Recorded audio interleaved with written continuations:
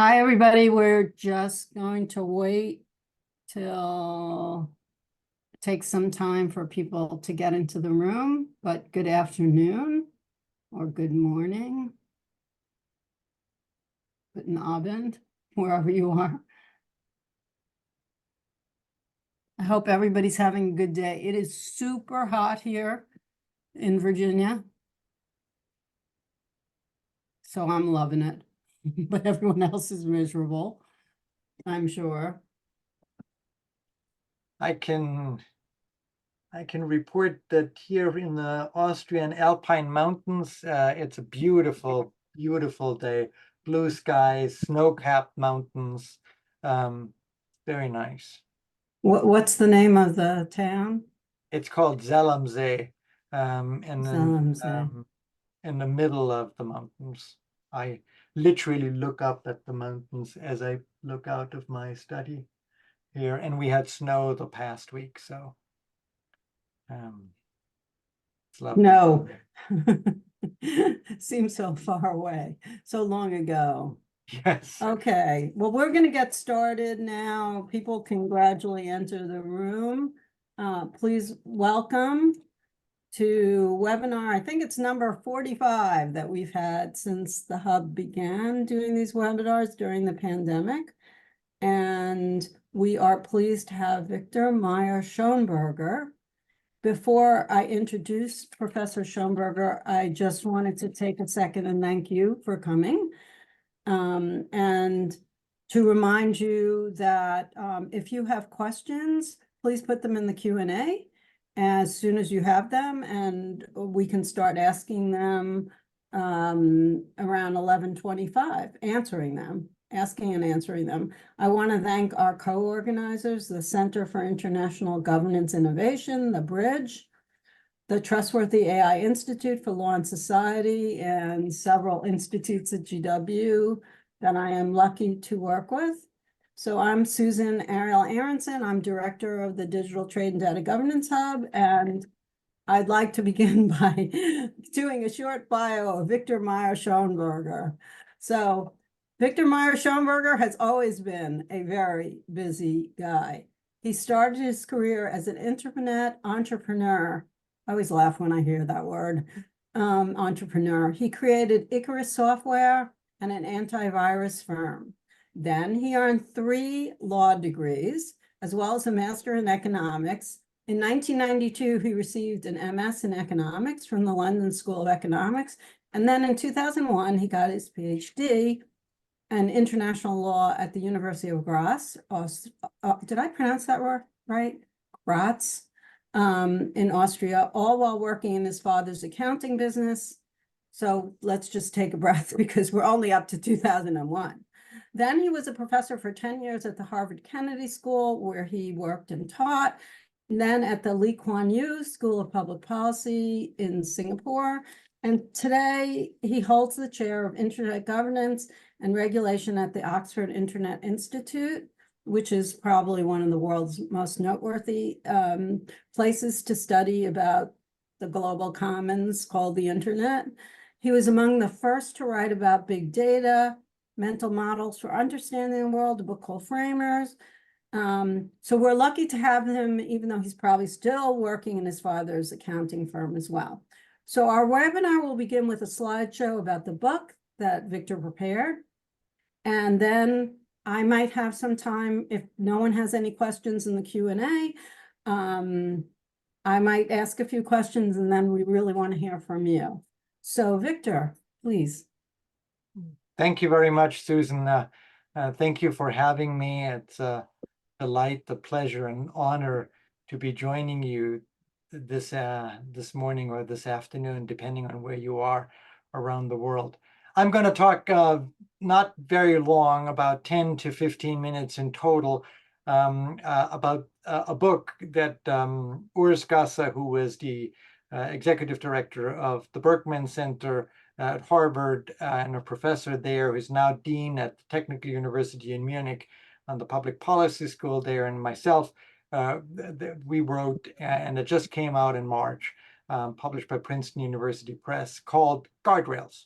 And that's also the topic, the title of my talk today. And you, I'm sure, wonder what Guardrails is all about. Now, at first sight, maybe superficially, it is really about machines, or shall I say, generative AI.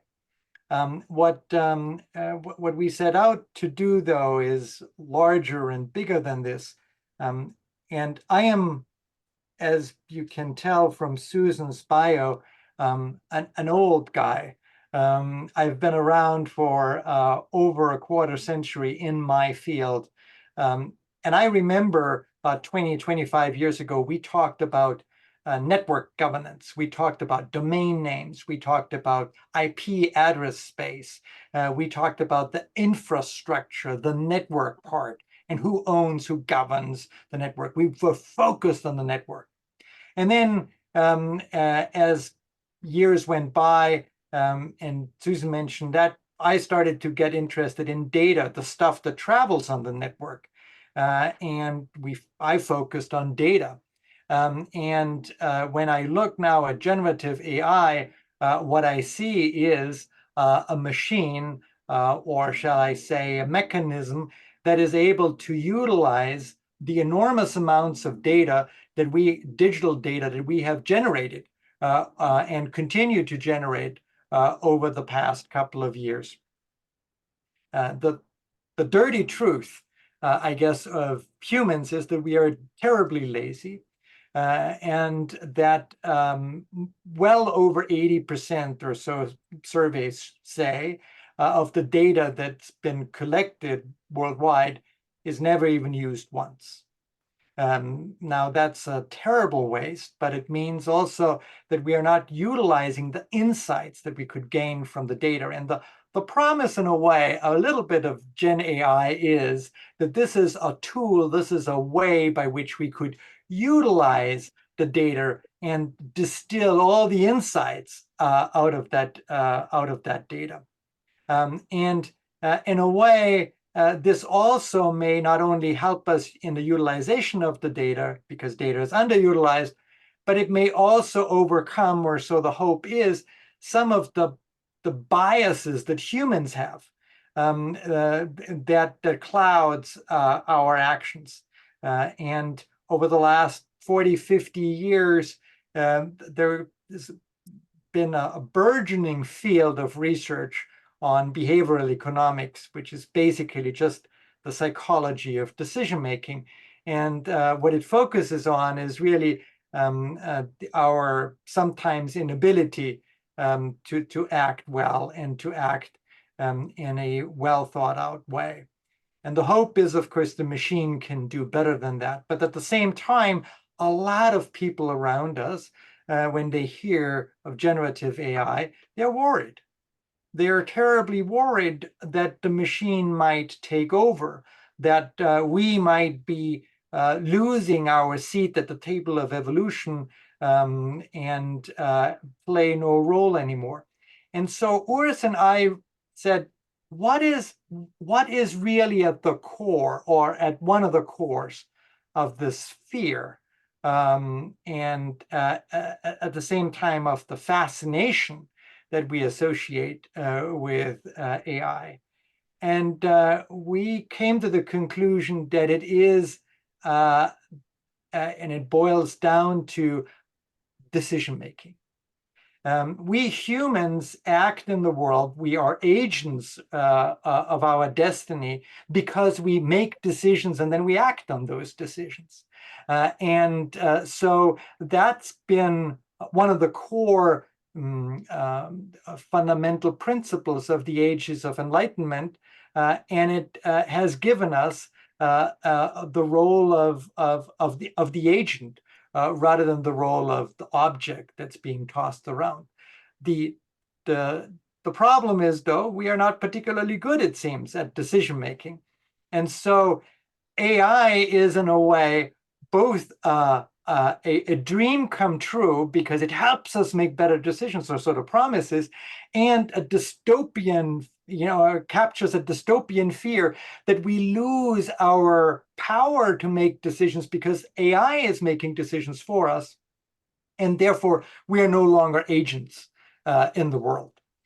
Now, what is really interesting is when you look more closely is that for many, many, many decades, in fact, for centuries, societies have tried to influence human decision-making. It's not just that suddenly AI comes in and tries to guide us in our decision-making. It's that guidance of decision-making has been around for a very long time.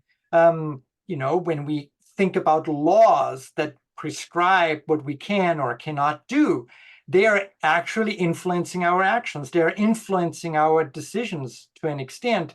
And so we could look at it and say, many of the laws, many of the social norms, many of those architectures in which we live facilitate certain behavior and make other behavior harder or almost impossible to do.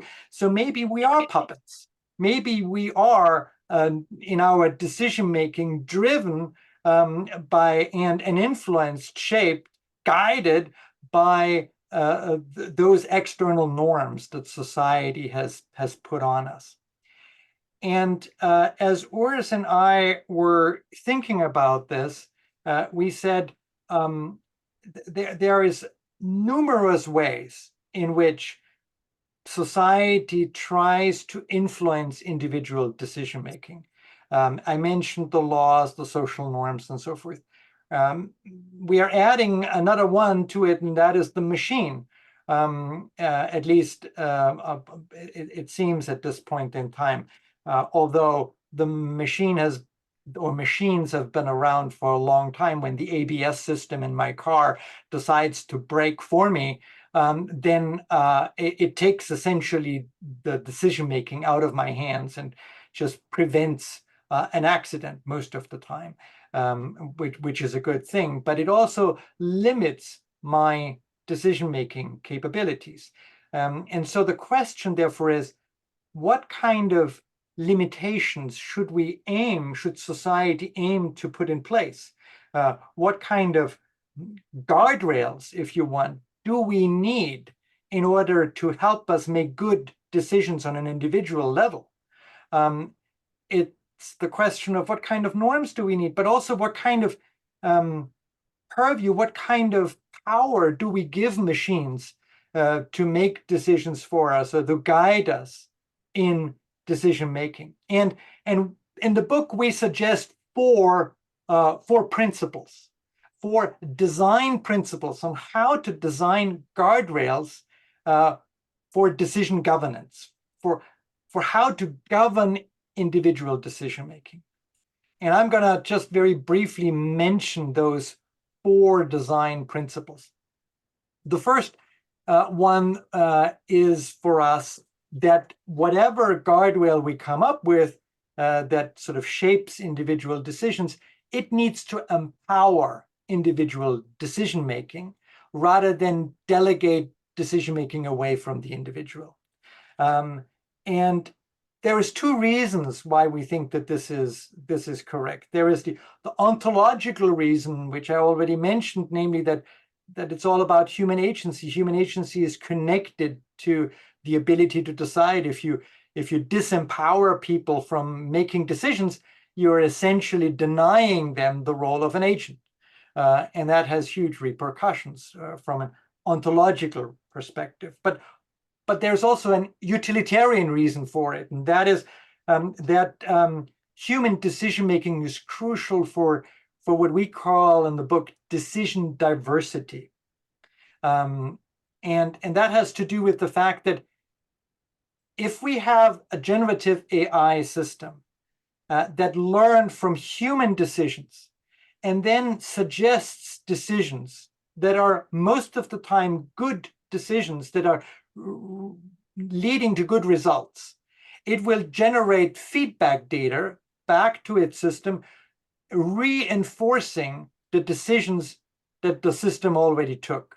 And so over time, what we will see is that the vast diversity of different decision options will actually narrow and become smaller. The systems will go to the conventional wisdom, the decision that most often leads to success. Now, that is good, that is perfect, in fact, if we are living in a world where the best solution from yesterday will also be the best solution tomorrow.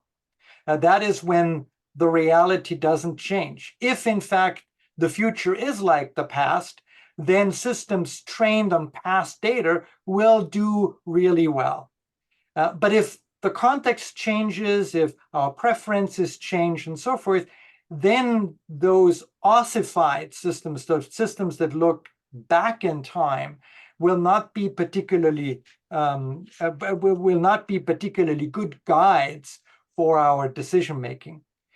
Humans tend to be lazy, oftentimes go for the conventional choice, but we also have a lot of decision diversity. We have a lot of round pegs and square holes that oftentimes choose different options. And most of the time they fail miserably, but sometimes they hit gold. And that's what we call innovation. And that's what drives humanity forward. You know, Steve Jobs, I think, famously is quoted saying, if Henry Ford asked the people what they wanted, they would have said a faster horse carriage rather than a car with an internal combustion engine. And so if we use only generative AI trained on past decision data, what we do is we reduce decision diversity. And that's bad. Now, how can we ensure that there is enough decision diversity? By keeping humans in the system and enabling them to sometimes make crazy choices, and have the round pegs in the square hole and vice versa. That's a utilitarian reason why we need to look for guardrails that empower individual decision making. There is a variation to it. I mentioned it very briefly, and that is, if we do not let people have decision-making power, over time they will unlearn making decisions. We see this in commercial aircraft pilots. When they auto-land too often, they forget how to land properly. And that led to an Asian airline, a crash at San Francisco airport just a few years back. So empowering individual decision-making is really the first principle. The second principle is social anchorage. I'm not mentioning it today because we're constrained on time. I jumped to the third one right away, and that is if we do have guardrails for decision governance, we need to make sure that they enable learning, because that's crucial to progress. Pretty much anybody who has looked at how humanity made such huge strides over the last 10 to 15,000 years agrees that it is one form or another of cultural learning, of learning from and with each other. Whether it's Steven Pinker or Michael Tomasello or some other person who has looked at that. And there's nuances, whether it's language that they focus on the use of metaphors, or sort of learning from each other through watching and mimicking and repeating. But the fundamental principle is all the same. It is that we learn from each other. And so any guardrail that we put in place about how humans make decisions really needs to enable that we can learn from our decisions, especially from our failures. You may know that Spotify, the streaming music company, they have at their headquarters something that is called a fail wall. That is when a team tries something and fails miserably, they are mandated to write down their mistake and what they learned from it and put it on the fail wall. Because the founders of Spotify said, we wasted money in the failure. So we need to make sure we learn something from the failure. And the only way we can learn something from the failure if people write it down and communicate the failure to each other in order to enable cultural learning.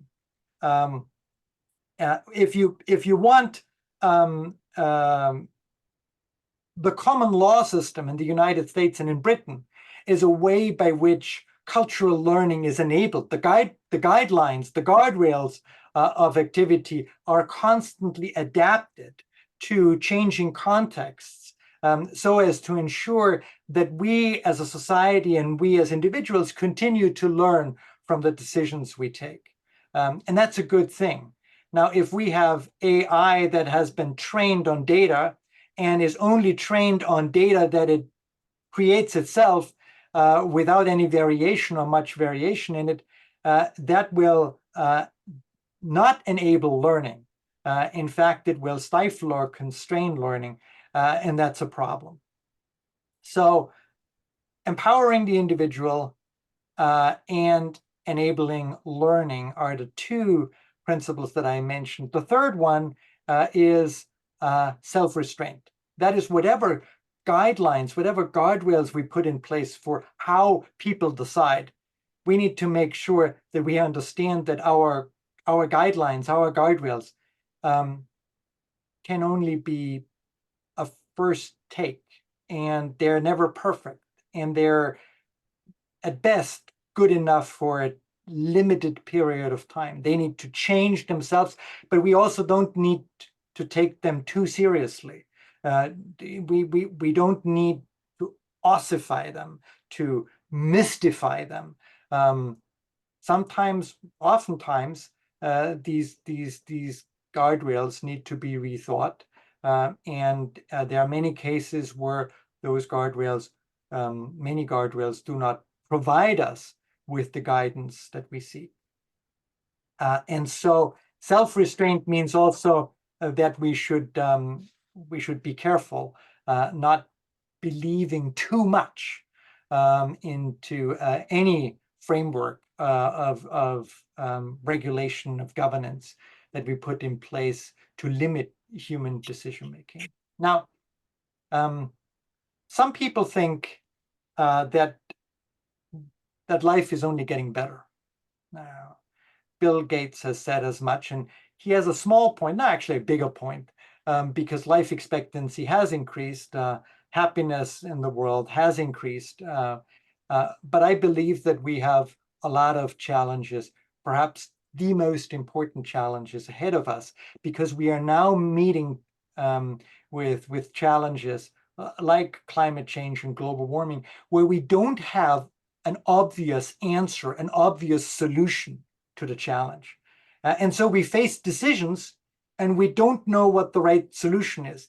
This time, it's not about efficiency of decision-making, where we already know the direction we need to go, we just need to do it.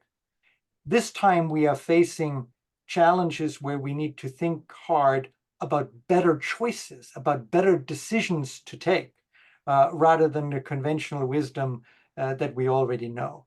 And that is hard. That requires that we enable each one of us and society as a whole to do good decisions. And so our decision governance, the regulation that sort of regulates the context in which we make decisions, need to be aimed at that, at our ability to evolve and to innovate as humanity. And that is hard. It will require guardrails. That is something that's not rigid. Don't think of it like rails that don't permit you to go left or right. Think of it like a guide rope up a mountain, climbing up Mount Everest, and you have fixed ropes.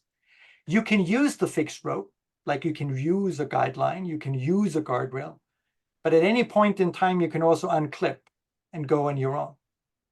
That's the kind of guardrail that we think about, that enables people to utilize what others have learned and where others have been before, but also encourages them at times to unclip and to choose new paths.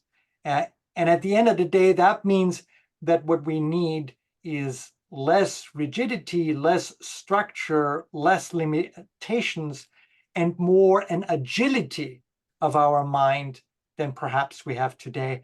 At this, I just stop and thank you for listening to me for the last 18 minutes.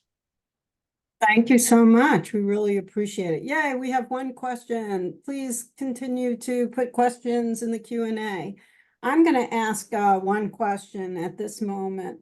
So first, is there a difference in your mind between guardrails and what the OECD calls anticipatory governance? Wouldn't guardrails be a form of anticipatory governance? What I miss with anticipatory governance, but also in a number of other frameworks, is what I talked about towards the end, both self-restraint, that is understanding that we know very little and that we need to continue to learn, and then also put in place mechanisms and structures that enable this kind of learning at the level of the guardrails. You know, we are very good in putting in place laws.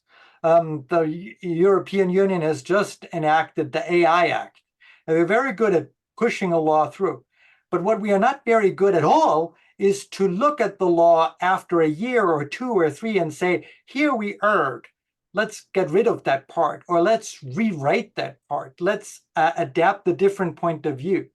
The problem that I see is that we are now pushing very hard to come up with frameworks, with regulations that try to be fast, but don't consider the direction in which we want to speed. And you know, it's great to speed, but it's really important to know in which direction you speed, because otherwise you might go in the wrong direction and you don't end up where you need to go. And so perhaps it is better to slow down, think hard, put something in place, see how it does, revise it again, then revise it even more. And at the end, also understand that you are never done revising and that you will never have the perfect thing in place to guide human decision-making. It's just, at the end of the day, a rope that may snap, that may lead people astray, that may frazzle, and we need to understand that. I think humility, sort of governance humility, is what I miss if I have to frame it in one sentence. Thanks. Let me push you a little bit on this related to something that I've been thinking about, which is, on one hand, I have to say that I think the focus on AI risk, particularly existential risk, is really bad for society, because none of us really can anticipate the risks of a technology. We need to be honest about that. But a risk that I foresee that other people don't seem to see is overcapacity in AI. So like right now, I'm writing on that AI is the new steel. And the reason I say that is we don't really know how AI will be used in societies, yet every country seems to think they need to have, in particular, a generative AI capacity. They're investing tons of taxpayer money in this, and that has spillover effects that could include removing guardrails from the use of AI because they have that capacity. How do you develop guardrails for things you can't really anticipate? You are asking a really, really good question to which I have no perfect answer. But that is perhaps already the answer. And that is that this is the type of question we need to ask. How can we come up with a governance structure that has learning, for example, built into it, rather than repeating mistakes that we made before? Susan, you're so right with overcapacity, but guess what? We have had the overcapacity problem before. In Europe, we have had overcapacity in a number of jurisdictions on mobile phone infrastructure.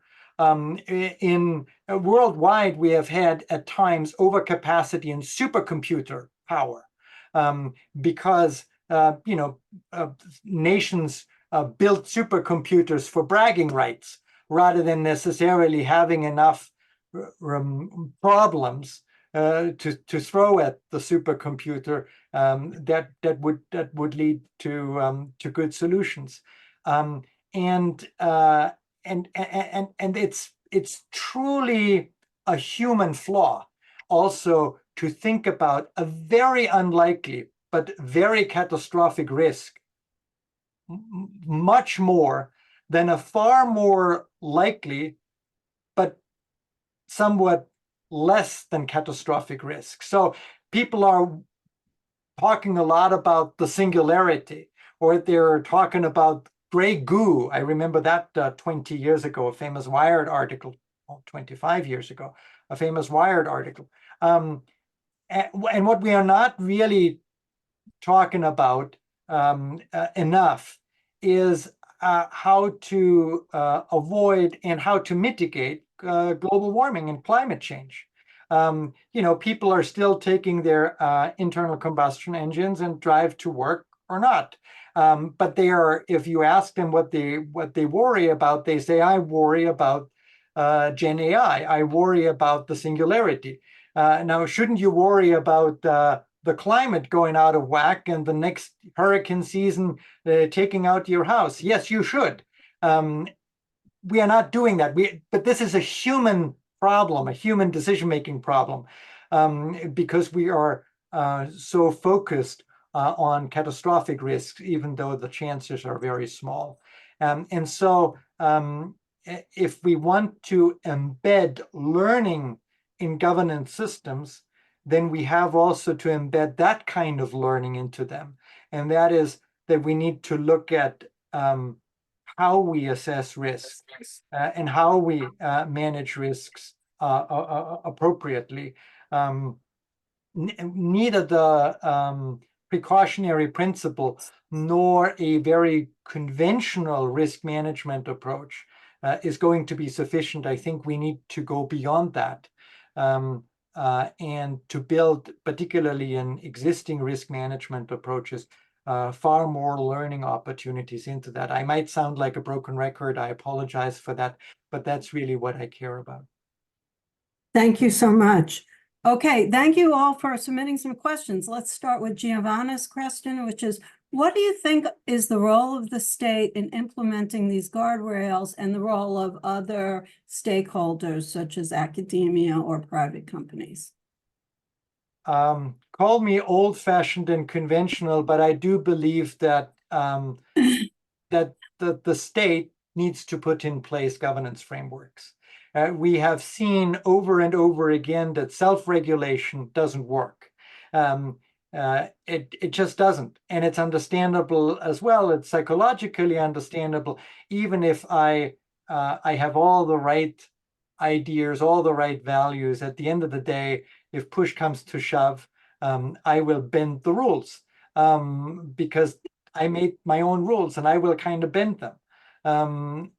That's why we need external rule makers, and we also need some level of enforcement. I strongly believe that. And whether this enforcement is through national bodies or through international bodies or through some other bodies that, sort of professional bodies and so forth, it remains to be seen. I'm a little bit more hesitant when it comes to professional bodies because we have seen some moral hazards there over the last 20 years when it comes to financial regulators and professional bodies there, professional accounting bodies, for example. But I'm willing to be persuaded otherwise. But I think the core role is society, is the state. Got it. Okay. Diego asks, should AI regulation be global or local, or both? Does it make sense to apply some level of national sovereignty to AI regulation, and to what extent? So I have a very unorthodox view about this, and I apologize ahead of time. um, because for a very long time, I thought that these type of things need global regulation, global rules, in order to avoid leakage, regulatory leakage, and these type of things. As I grow older, I am more frustrated in our inability to innovate in the governance space, to come up with new approaches. And so I feel that perhaps some level of experimentation at the governance level might be useful. And that means that different jurisdictions should try out different frameworks, different approaches, so that we as a whole, as humanity, can learn from what works in what contexts. And in that sense, I would be for more regulatory diversity, let's put it that way, because we don't have the perfect answer yet. And so we need to try different things. I say this fully knowing that this also implies that there are transaction costs, that there will be leakage, that there will be some arbitrage going on and so forth. It's going to be messy, but I feel that there is no good alternative to that messiness, because the alternative to the messiness is homogeneity, monoculture, regulatory monoculture. That only works well if I know what I'm doing, and we don't. That is for sure. Can you name a government that is experimenting well in terms of AI governance? Not really, but I do want to point out that the AI Act, the European Union AI Act, actually contains some level of, or some areas of experimentation by enabling the existence of sandboxes, of regulatory sandboxes. We also saw that, by the way, in the data privacy, the general data protection regulation in Europe, where there is an ability for national regulators to experiment with, at some level, with regulatory sandboxes. I think that's interesting. That's really, really interesting. Not necessarily because I believe in regulatory competition, but the truth is regulatory competition doesn't happen very often in reality. It's a theoretical thing that a lot of people wrote about, but we don't find many cases for it. But what we do find a lot of cases for is actually regulatory learning from each other. You know, we regulators meet. There are lots of fora for regulators to meet, for stakeholders to meet. And as they meet, they learn from each other. They learn from what worked over there, what worked over here. And I think we need to enable and facilitate that. That's such a great point. Okay. JB asked, do you see AI coming to a place where it could generate new ideas? I think this idea of AI being backward-looking relies on previous data. Do you see any AI in the pipeline that's truly generative? So all the attempts that I have seen so far are focusing on more or less random perturbations in the training data.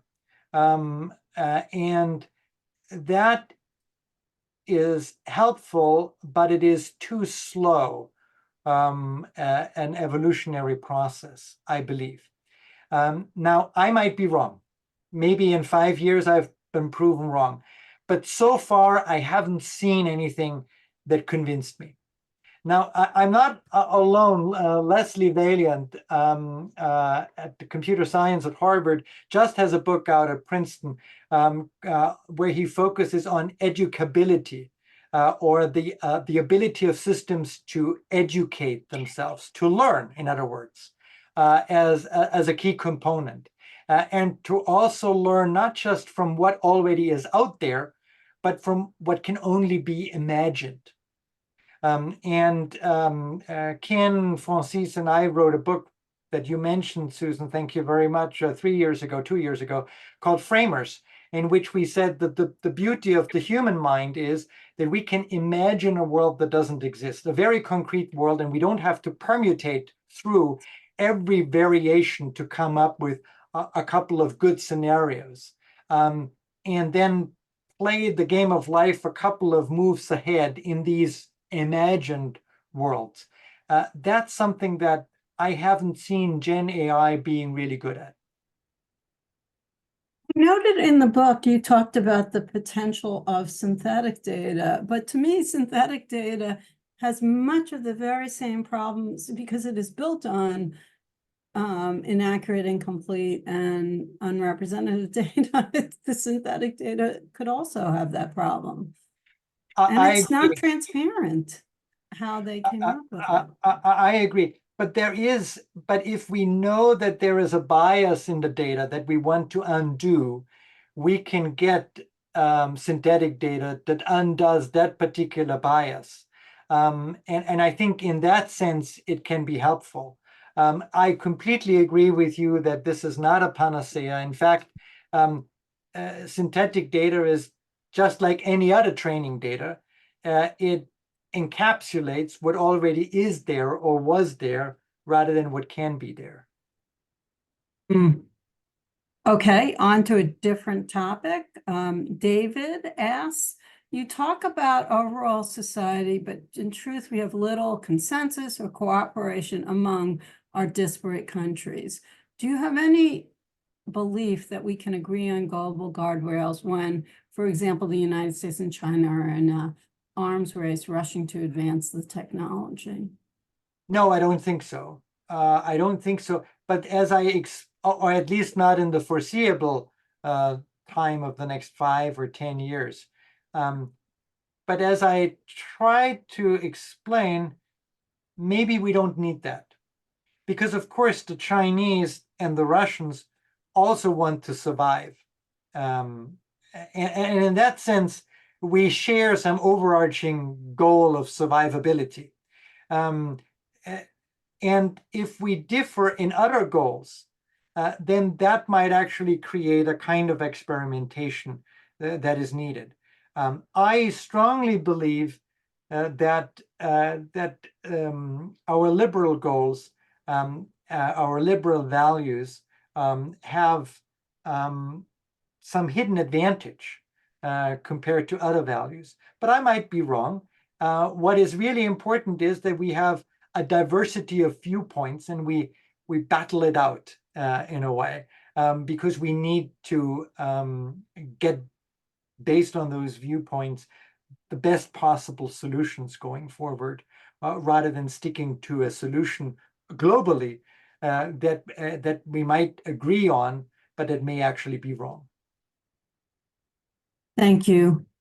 Okay, keep going with your questions. We have about 17 minutes we can go on for, so we look forward to getting to as many as we can, as long as Viktor is not exhausted, but then he's going to work in the accounting firm too, so he might be. Would you agree that 95% of the issues AI raises do not require technical or philosophical expertise?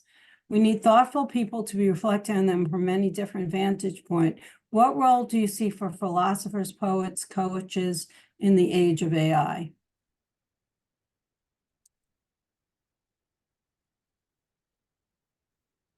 To me, as we enter a time with generative AI tools around us, we need to think about what role AI can play and what role we can play. Now, AI is very good at coming up very efficiently with the right answer, if the right answer exists and has already been tried out there and works. And that's great. So I can use AI to tell me what the conventional answer is. I can even use AI to tell me all the possible options that potentially have been tried before. And that can stimulate my mind to actually go beyond what already exists. because we humans have an ability that we call in our book dreaming with a purpose. We can dream a world with a particular purpose, with a particular goal in mind, and dream up an alternative reality that fulfills that purpose, and then think about how we can bring that alternative reality into reality, make it happen. We have done that very often. We have envisioned a world 40 years ago of young kids around the world being inoculated against terrible disease. Today, more than 90% of children around the world are inoculated, at least against some terrible disease. So we have envisioned a world, and we have put it in place. And I used particularly a more sort of cultural public health example rather than an innovation or technology example, although there are many of those as well. So we can do that. That's us. That's our role. And in that sense, I think I see a little bit of a differentiation of labor between AI and humans.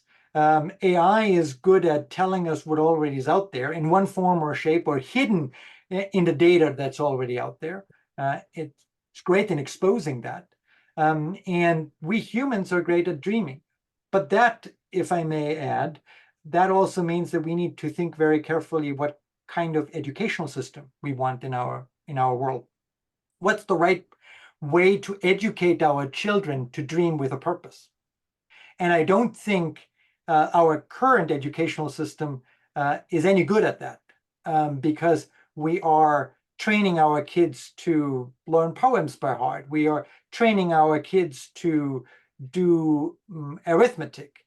But what we are not really pushing our kids is to dream with a purpose, even though as toddlers and young children, they do, and do really well. And so philosophers and poets and artists can help us, because they can help us to dream. Any detective novel we are reading and we ask ourselves, who has done it? I wonder if the gardener has done it. That is already honing our framing skills, honing our ability to dream with a purpose. Any theater that we go, any good video game that we play helps us imagine a world that doesn't exist and then put it in place, or play in it. This is precisely what we humans are good at, and that's why we need the poets, the artists, the philosophers, the fiction writers, the authors, and that's why we need the time and spend the time to train this cognitive muscle. Thank you. How do we keep AI in the control of people? Like the warnings from Microsoft's president, Brad Smith? Not by keeping the human formally in the loop. I think that's often suggested, and I think it's fundamentally flawed. Just having the human to press the ultimate button of red or green, choose between red or green, when the machine next to the human gives guidance, and over time the human starts believing what the machine is telling her or telling him, that may keep the human formally in the loop, but that's not keeping the human substantively in the loop. To keep the human substantively in the loop, what we need to do is to empower individuals to make decisions, even if those decisions are bad, wrong, or need to be reverted. I want to just underscore that, because to me, that's the key point of your book in terms of the role of humans, both in envisioning guardrails, creating guardrails, and if you will, enforcing guardrails. But here's what worries me about what you said. On one hand, essentially you're saying AI could be de-skilling. It's supposed to, right? Wasn't Turing's promise that it's supposed to enhance human ability?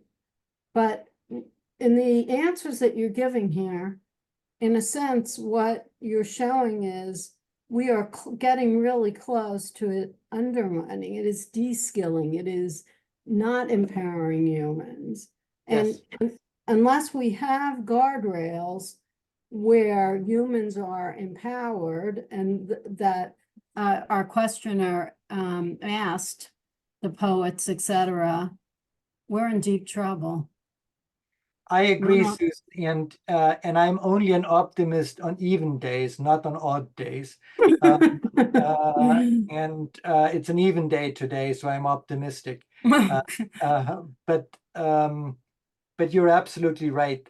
I do think that we have some tough choices to make ahead of us, and that the laziness embedded in human behavior may prompt us to give up and to let the machine take over, give up on decision making, substantive decision making, as I described it, give up on dreaming with a purpose, because it is tiring, because it takes energy, because it is not something that is without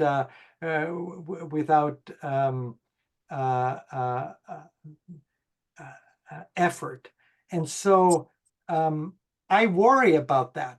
I do think that we have a chance for a positive, a utopian future where we humans can fulfill the role that we can perform really well. And we need different skills for that in our educational system, even though I wouldn't call them skills necessarily. I would call them something else. Skills seems to be too practical, but nevertheless, and yet I fear that we might go down a different route, a de-skilling route, where we kind of lean back and enjoy the ride, except for the moment when we wake up and discover that we have gone too far. So yes, point well taken. And what about the role of developing countries, which, don't even have connectivity, or the computational resources? What do you believe governments in developing countries such as Burkina Faso should be doing regarding AI? Is that something you feel comfortable answering? I probably not with respect to this particular country, to Burkina Faso in West Africa, but more generally, yes.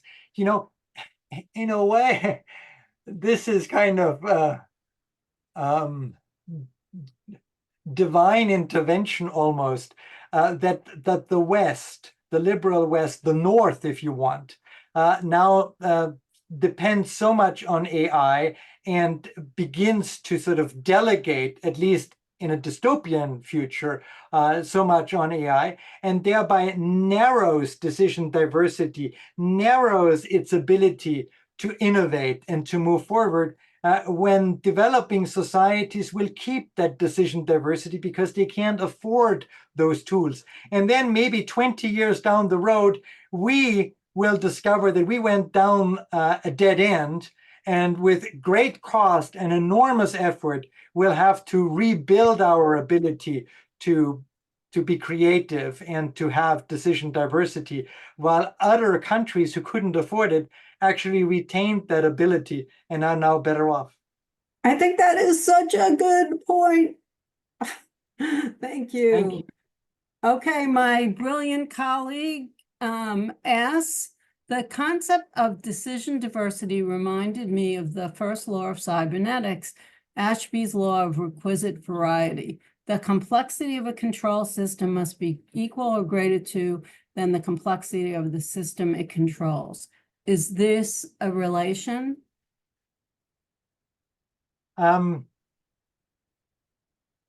We wanted to suggest something radically different in a way, because it seems to me that as generative AI systems become highly complex, our instinct is to build regulatory systems that are even more complex. And we saw it with the AI Act. We see it with a lot of the frameworks that are already out there. And Urs and I thought that perhaps we could try something different, and that is something that is quite simple and not super complex, something that is not trying to capture everything and every eventuality, but that keeps learning and that is self-restrained, that understands its own limitations. And we emphasize that. Now, that may not solve any problem of risk, but it seems to me that overly complex regulatory systems create their own risks in addition to the risk that they want to manage. Okay. How do you operationalize your 4 design principles? Are there any metrics for AI performance that are heading in the right direction? Fantastic question. And Urs and I, when we finished the book and so forth, we said, wow, and now next step is to operationalize it. And of course, Urs is trying in many ways and in his participation in those international regulatory and framework bodies to operationalize it.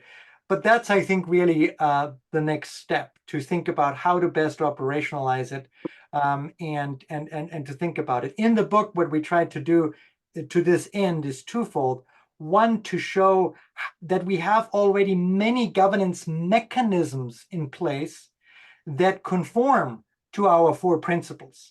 And we looked at governance systems from Wikipedia to West Africa and water resource policy in West Africa as governance systems that are pretty good at empowering individual decision-making, being socially anchored, enable cultural learning, and be self-restrained.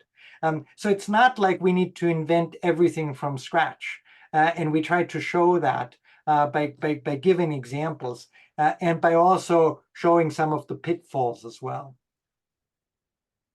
And our next question asks, so much of digital infrastructure is controlled by private entities. How can the state hope to move them towards your guardrails? By being tough on them and having a more effective Congress than you have currently. I know it's hoping for much. But there is no, I think there is no simple answer. I mean, what we are commiserating about is the inability of the political system to respond to the regulatory and governance challenges in a timely and effective manner. And you know, that is in a way the lament that Urs and I put forward in the book, saying the conventional governance mechanisms, the conventional governance processes, structures, institutions just aren't geared enough in that direction, and therefore we really need governance innovation. We already have it in a number of areas, and we point to those areas. I mentioned Wikipedia, I mentioned water resource policy in West Africa. We go into details on that. We also talk a little bit about credit scoring and these type of things. We talk about Creative Commons and the Creative Commons regime set up in the book. There are examples, but what I do see is a disconnect between all those examples, all those innovative, great ideas, and the political establishment. I agree. Well, we may end up with true disruption, you know, of how we govern. I mean, I think there is the fascist challenge, and we may see a different kind of challenge. I do think there's things brewing. Here is a really interesting question. I'm not sure I understand this, but Rafa asked, what impact could AI's role in decision-making have on the occurrence of serendipitous scientific discoveries, which have often complemented the deliberate efforts of researchers in scientific progress? Such a fantastic question. Thank you. I think the serendipity is precisely what we need. It's the free space, the space to sort of think beyond it. I give you one example that is not in the book, that I was told firsthand by the late Louis Branscombe, who was at the Kennedy School, but before that was a science advisor to a number of presidents and chief scientist of IBM in the 1980s, when IBM spent an enormous amount of money, billions of dollars, on Josephson's junctions and supercomputing through Josephson's junctions.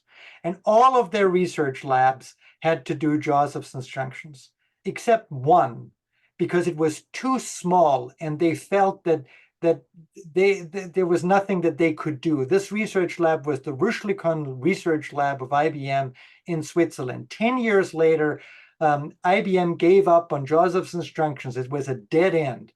And the Rüschlikon Research Center had earned 2 Nobel Prizes.